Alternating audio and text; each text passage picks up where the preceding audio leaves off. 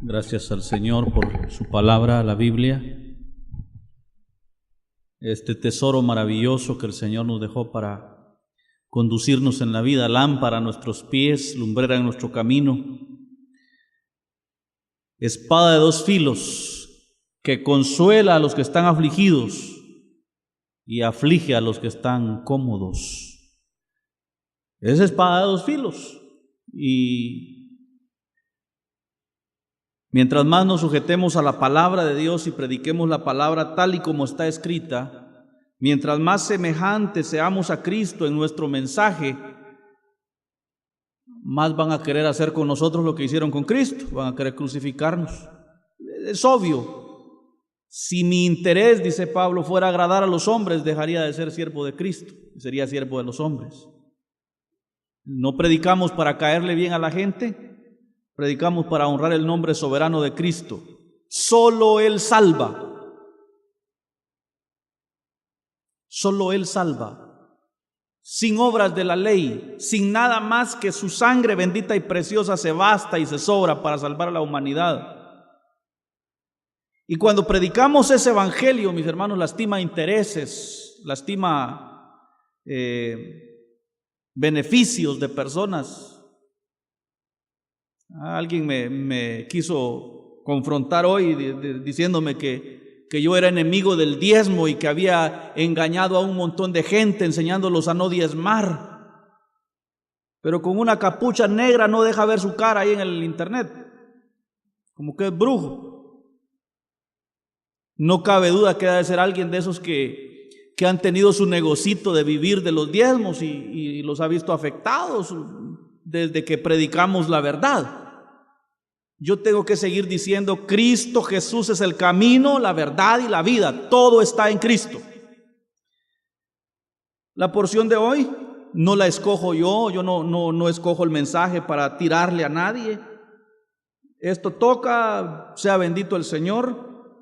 Marcos capítulo 3, versículos 31 al 35. Nuestro saludo a la audiencia de Faro Estéreo en 105.9 del FM, www.radiofaro.es.tl, Radio Visión en Santa Catarina Mita 106.9, Dios de Pacto en Jersey, Estados Unidos, Radio Maranata de Jalapa, Radio Visión San Pedro Sula, Honduras en 101.1, El Buen Pastor TV en Porticable de San Manuel Chaparrón y Alzatate TV, Cristo Viene en San Carlos Alzatate. El Señor bendiga a toda esa audiencia de los diferentes medios, a través de YouTube también, que el Señor les bendiga.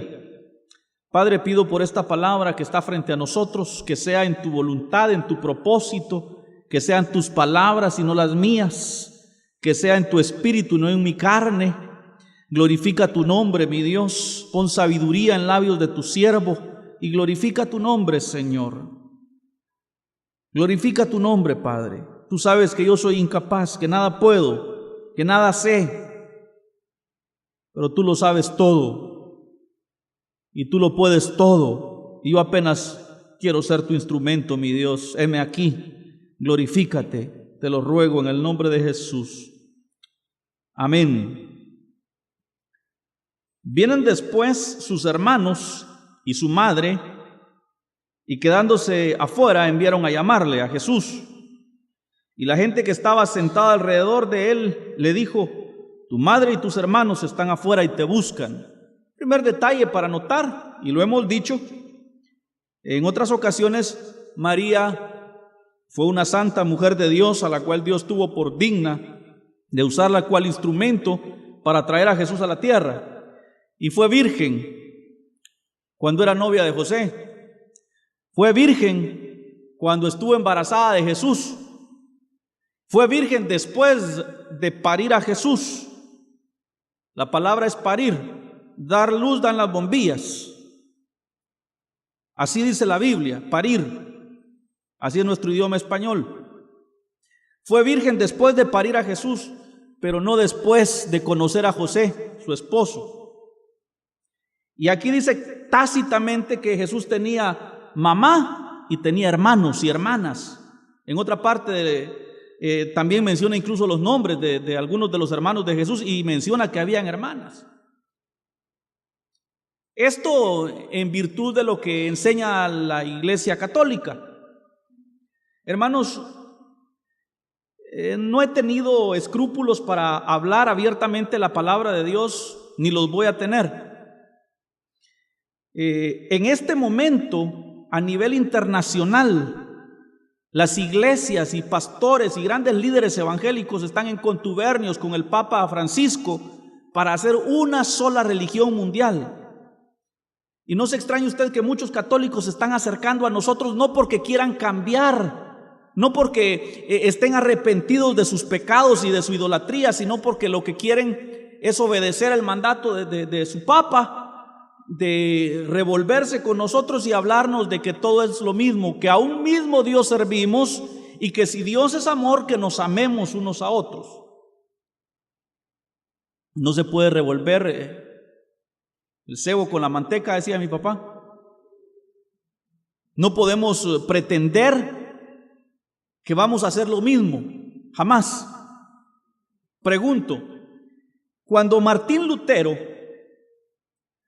se apartó de la Iglesia Católica, presentó 95 tesis, 95 puntos en los que él estaba en desacuerdo con la Iglesia Católica, y esos 95 puntos están respaldados por la santa palabra de Dios, la Biblia. Y de ahí surge la Iglesia Evangélica, se aparta de la Iglesia Católica para predicar un evangelio más bíblico, más apartado de ritualismos, de costumbre, para creer en un evangelio bíblico.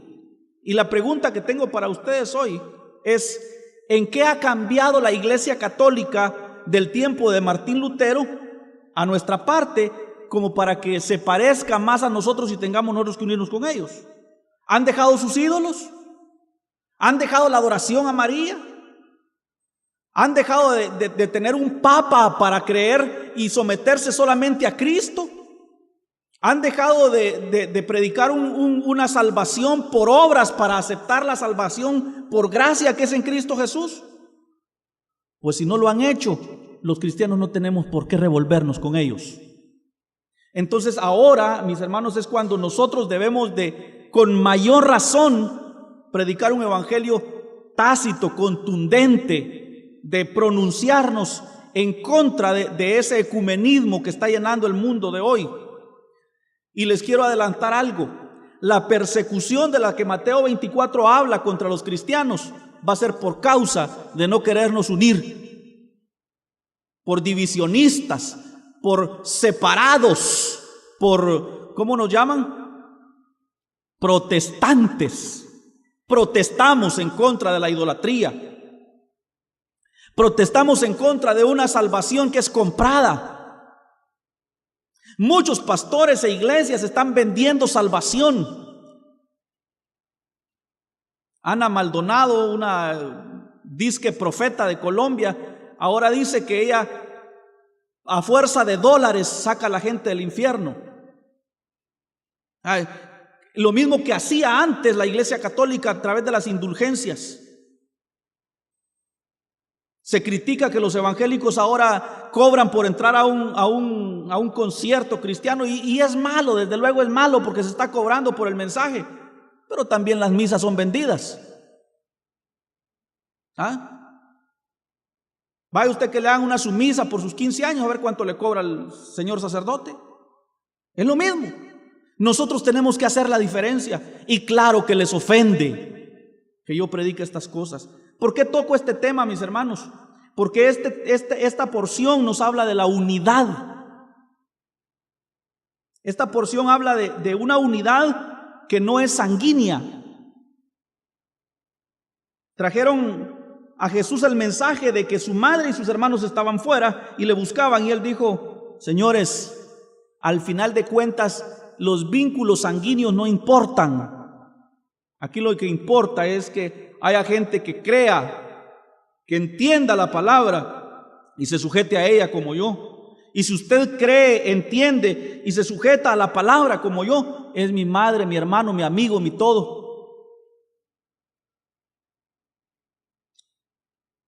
El salmista decía: si mi padre y mi madre me abandonan por causa de Cristo, con todo el Señor me recoge. No hay vínculo mayor que el ser hermanos en Cristo. Jesús dijo, vine no para traer paz, sino para traer división, dijo. A poner el padre en contra del hijo, al hermano en contra del hermano, porque no creemos lo mismo. Desde que uno se entrega a Cristo y se entrega al conocimiento de la verdad, entonces la gente se vuelca contra uno. Decía un canto que cantaba Paulino Bernal, mi familia ya no me habla, porque ando con el rey. Mis amigos ya no me hablan porque ando con el rey. Y hermanos, el Señor Jesús dice, y mire qué maravilloso esto, porque Él les respondió, ¿quién es mi madre y quiénes son mis hermanos? ¿Quién es mi familia? Y mirando a los que estaban sentados alrededor de Él, dijo, he aquí mi madre y mis hermanos, porque todo aquel que hace la voluntad de Dios, este es mi hermano y mi hermana. ¿Qué más quiere usted? ¿Qué más quiero yo que considerarme hermano de Jesús? ¿Cómo la ve? Hijos del Padre. Pero en este momento, mis hermanos, en este tiempo, es tiempo de división, es tiempo de separación, es tiempo en que cada quien busca a su lado.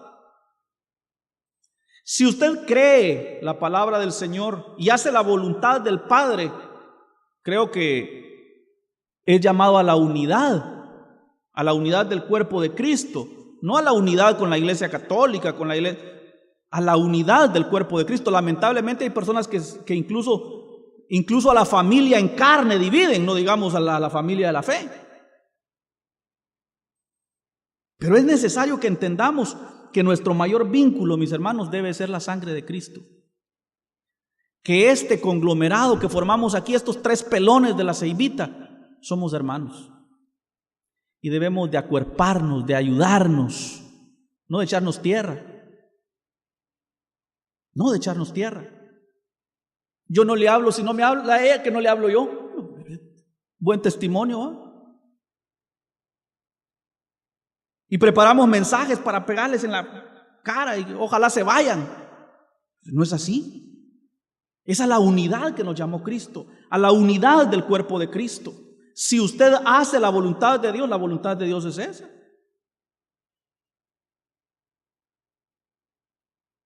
¿Cuántos no están entre nosotros hoy porque de pronto se hayan sentido despreciados, se hayan sentido mal? Y es nuestro deber buscar esa unidad que se consigue mediante el hacer la voluntad de Dios. Bendito sea el Señor, mis hermanos. Esta familia está integrada por gente a la cual Dios escogió en su misericordia para ser parte de ella.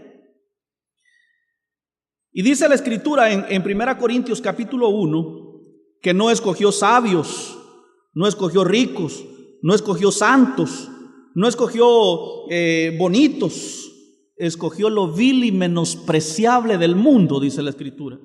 Si usted está dentro de la gracia de Dios, es por vil y menospreciable. Si usted cree estar en la iglesia por una razón diferente, podrá estar dentro de este recinto, pero no dentro del cuerpo de Cristo. Por pecadores miserables estamos aquí. Cuando Él quiso escoger a sus salvados, a sus escogidos, escogió lo vil y menospreciable. De tal manera que dice que si alguno se cree santo, tenga cuidado de no caer, dice. Ándese con cuidado, porque estamos aquí, mis hermanos, por su misericordia, no por buenos. Y esta porción, mis hermanos, les digo, no la escogí yo, toca. ¿Quién es mi madre y quiénes son mis hermanos? Cuerpo de Cristo, iglesia de Dios, lavados con su sangre. ¿O no tenemos el mismo espíritu? ¿No a Jesús el que recibimos todos? Entonces, ¿qué diferencia hay? Somos llamados, mis hermanos, a integrar una nueva familia, la familia de Dios, de los lavados con la sangre de Cristo. Y Jesús pregunta, ¿quién es mi madre y quiénes son mis hermanos? ¿Quiénes forman esta familia? Jesús no está negando que tenía familia en la carne.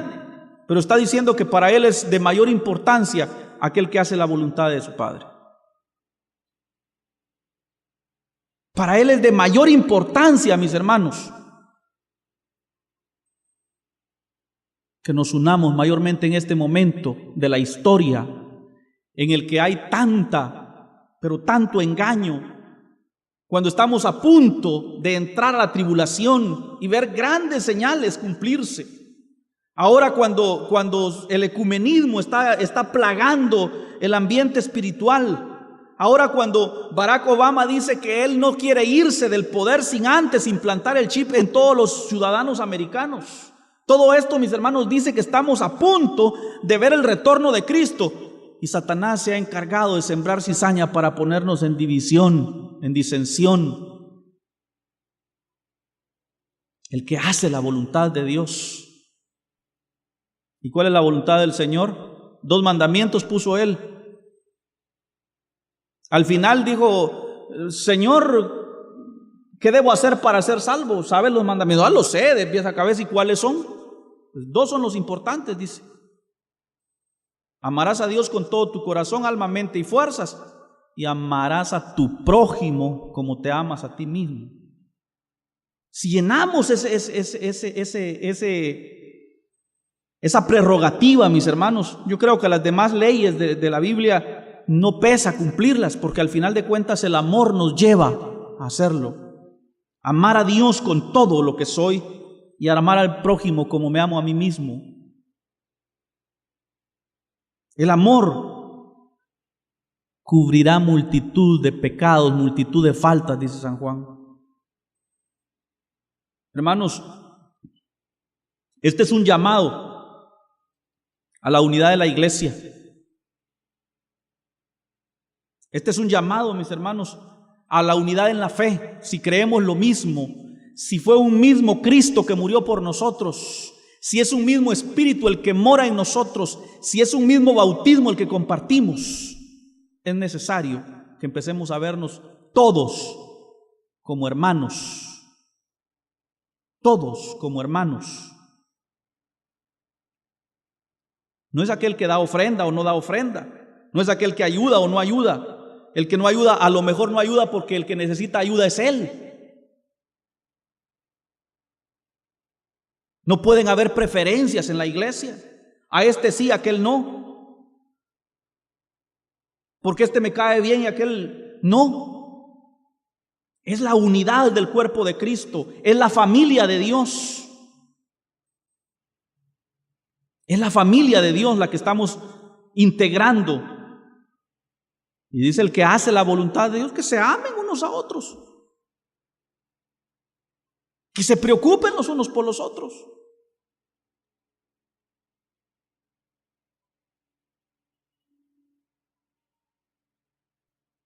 No puede, mis hermanos, un reino dividido contra sí mismo prevalecer. Queremos que la obra de Dios continúe. Es necesario que volvamos a la unidad del cuerpo de Cristo. Que volvamos a ese sentir en el que Jesús dijo: todo aquel que hace la voluntad de mi Padre se constituye en mi hermano, mi padre, mi madre, mi familia.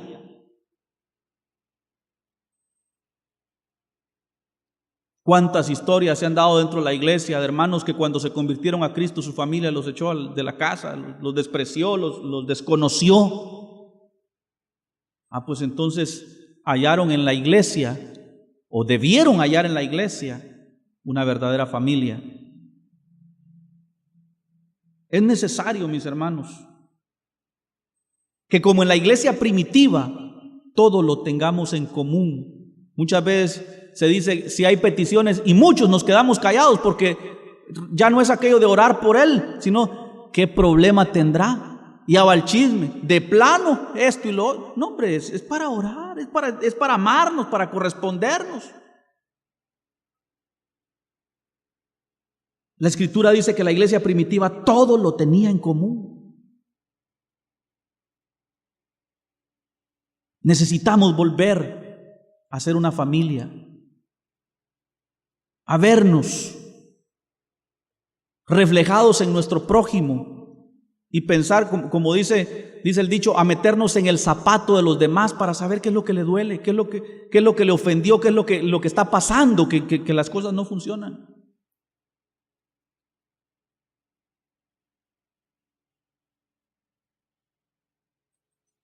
Jesús tuvo una familia terrenal a la cual Él niega en esta ocasión, no porque los desprecie, no porque esté peleando con ellos, no porque haya división en la familia carnal de Jesús, sino porque nos está enseñando la lección de que nosotros debemos de ser familia. No así nos decimos, pues, hermana Brenda, hermano Gervin, hermana Sheni, así nos decimos, hermanos. Pues entonces sintámonos como hermanos, sintiendo cada uno el dolor de los demás. No viendo, dice la Escritura, no viendo cada cual por lo suyo propio, sino por lo de los demás. Padre bendito, yo te ruego en el nombre de Jesús que esta palabra no retorne vacía. Tú sabes, mi Dios, que no escogí yo esta porción para hoy, es la que tocaba. Tú sabes, Señor, que nuestro corazón está únicamente a hacer tu voluntad y hablar conforme a tu palabra, que es verdad. Yo te ruego, Señor, que si mis palabras quizás sean fuertes, las dulcifiques tú, Señor, sin restarle importancia ni valor a una coma ni una tilde de tu palabra, Señor, porque en ningún momento me arrepiento de decir la verdad. Solo sé, Señor, que soy débil, que soy inútil, que soy tosco, pero tú eres dulce, pero tú eres bueno, pero tú eres amoroso y compasivo, cariñoso. Señor, queremos ser parte importante de tu familia.